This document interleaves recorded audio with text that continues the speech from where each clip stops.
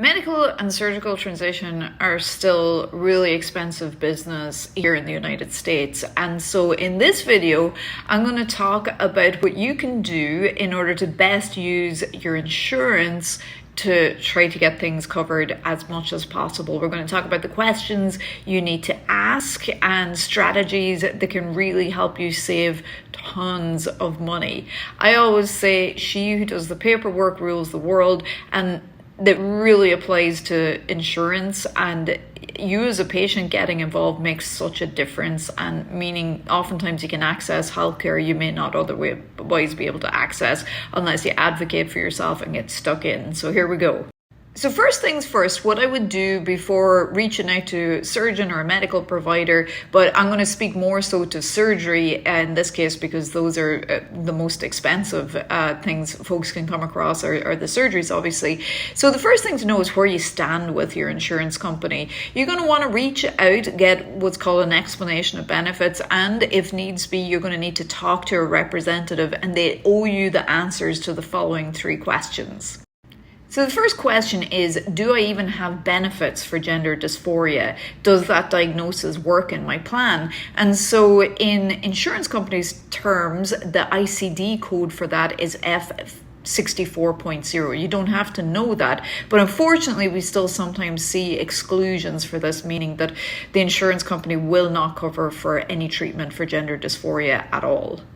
The next question is, what do I have to produce or prove to the insurance company in order to access a particular surgery? So for example, for most top surgeries, we'll want a letter from a mental health professional, although sometimes we still see some weird requirements like a year of hormones before top surgery for folks assigned female at birth. This is going away, thankfully, but it's important to know what they are requiring and what sort of documentation you have to produce.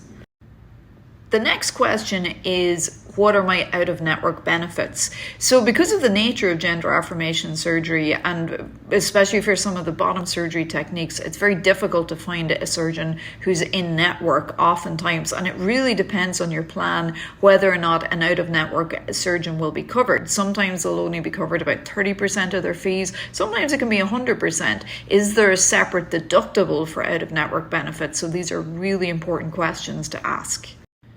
My next tip is, it's super important to keep an eye on timing, especially when planning a surgery like bottom surgeries.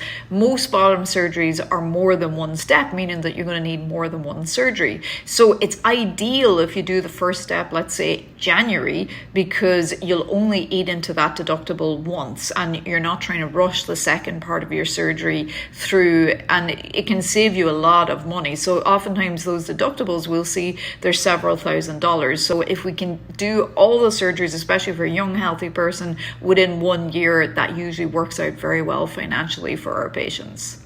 My last tip for employed patients is check to see if you have a health savings account, a HSA, if that is available for you through your employer.